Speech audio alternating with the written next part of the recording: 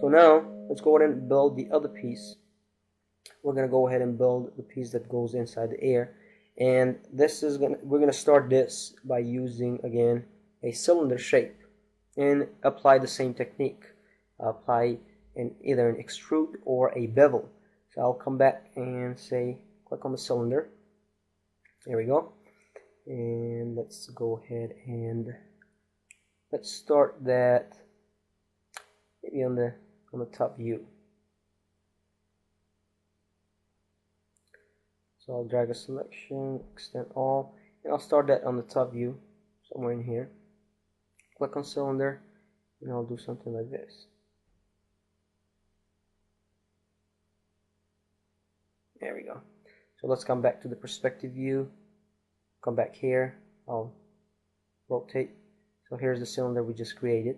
Now I'll come here and let's go back to the old views and go ahead and zoom out.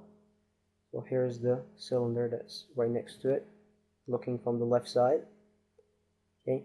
Now I don't want all of these segments for the cylinder, so I'll come back here and say take out the height segments. I only want one, and I'll change the height to maybe a little bit smaller like that. Matter of fact, how about we do this? Take a look at this technique. How about we change the height to something like this. Okay, and then I will convert that into an editable polygon. Well, first of all, let's find out the scale in proportion to the what we created, in proportion to these two cylinders. See how big that is. So first of all, I'll rotate that 90 degrees. There we go. And next I will go ahead and position that, looking at the front, I'll position it somewhere in here. See, that's a little too small, so we need to make it, well, let's play around with it first.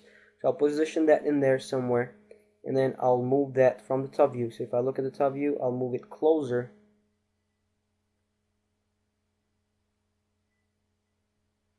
So that looks pretty close to what we want. Okay, so let's do something like this then. Let's go ahead and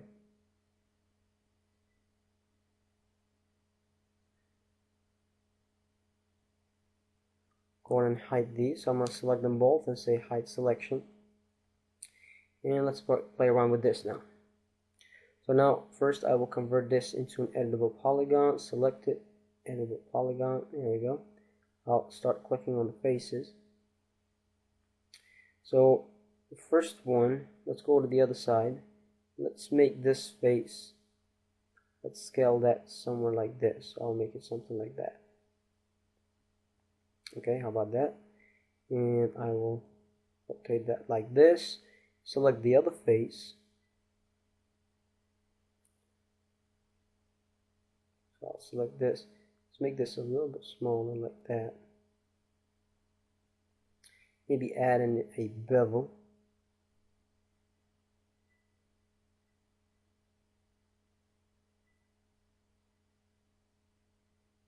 Something like this.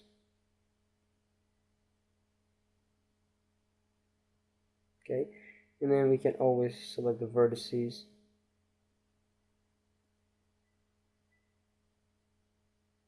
So I can select this set of vertices. Push them a little bit this way. There we go. And then come back here and rotate this like so. Select this face. Maybe bevel that just a little bit. So come here and add a very small bevel to it. Just rotate it just a little bit so we can see it a little better. Bevel this.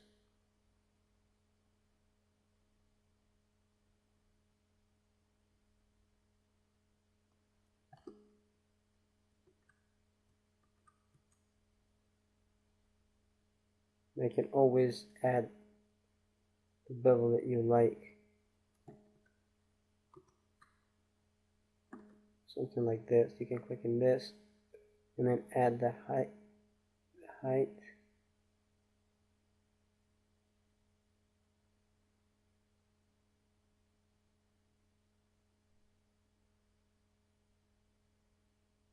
Oops, I didn't hit OK. I'm going to hit OK on that.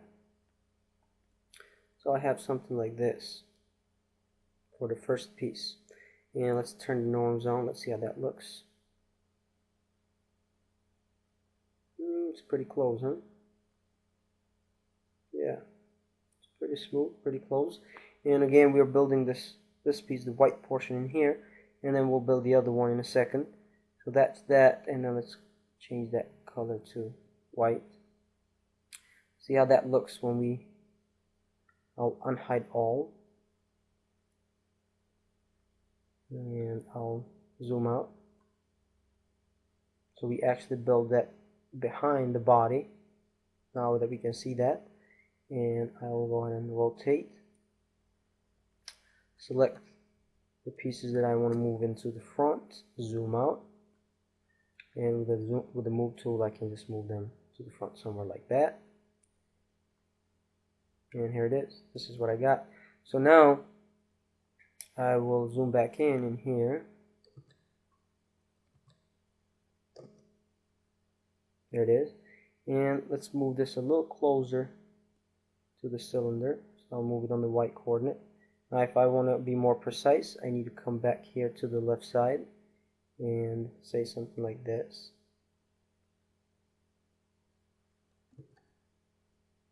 See, if I want to be more precise, I can do something like that. So right now I need to move that a little closer, so I can come back here and say move it so it's touching now the cylinder. That's great. Okay, and here it is. This is what I got so far. So that looks pretty good. Now we need to get the other piece, and that piece is the one that has the same color as the wheel. Okay, so for that we can do something like this. Let's try to make a duplicate of this, and then we can play around with the vertices, so we don't have to redo this whole thing. So I'll make a duplicate of that. I'll say OK, and let's see if we can play around with the vertices on the left side. I'll come back here and say for this one, let's make this closer like so. I will also make it something like that.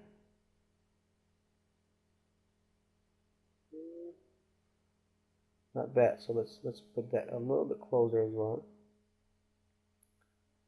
Something like this. I'll drag these set of vertices. Okay, let's change the color and see how that looks. So I'll select the color of the wheel, and let's bring that closer now. Let's use the move tool. I'll bring that somewhere in here and attach that in here, and let's see how that looks in here. Not actually exactly what we want, so we would have still to play around with this a little more. Okay, so let's play around with it a little more. I'll come back to the left side in here.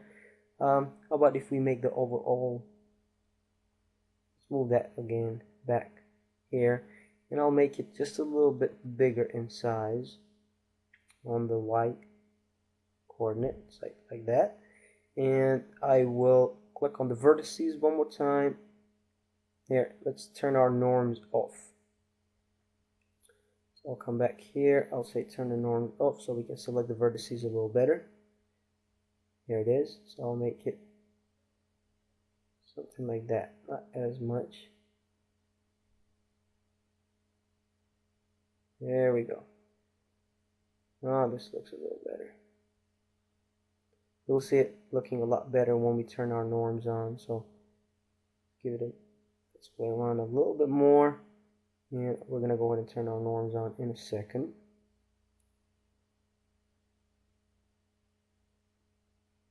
There we go. So let's turn the norms on and let's see how that looks. Coming back here. Okay, so let's see what happens now.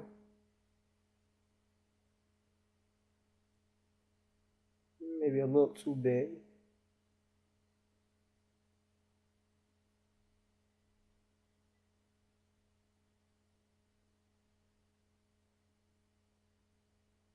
There we go. I think this is it. Yep, that's a lot better. So here it is. That's a lot what we want. So here's the earpiece, one of the earpieces that we created, and let's go ahead and position it to where we want. So here's the iPod. Now the earpiece is a little too small, so we can, there we go, let's drag a selection, make it a little bigger. So I'll drag a selection of the cylinder and the piece that goes into the air, both of them. So here we go, I'm dragging a selection from the left side, and I'll come back here to the perspective view, and let's see how big should I make this. So in proportion to the iPod, maybe I should make it just a little bit bigger, not too big. Okay, something like that. Now let's position this to the left side of the iPod. So I'll come back to the top view in here. Okay, and I'll position it somewhere in here. I'll say, take this, put it somewhere in there, and then we're going to rotate that so it looks something like that. There we go. I'll position it somewhere in here. There it is. Okay, and let's go ahead and do a quick render. Let's see how that looks. I'll do a quick render from this side in here. And as a matter of fact, let's move that up so it's on the same floor as the same grid as the body of the iPod. Okay, now another thing that we have to do is, if I look at the front view, I need to spin this in such a form so the cylinders that are attached to the earpiece, they actually need to touch the floor. So I can rotate them separate. I can change the pivot point if I like to, but I'm not going to do that. I'm going to rotate them like this manually.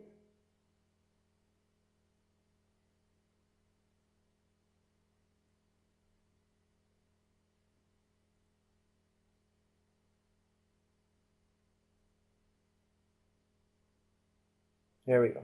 So they are touching the floor now. And let's do a quick render and see what we got so far. Okay, so we'll do a quick render.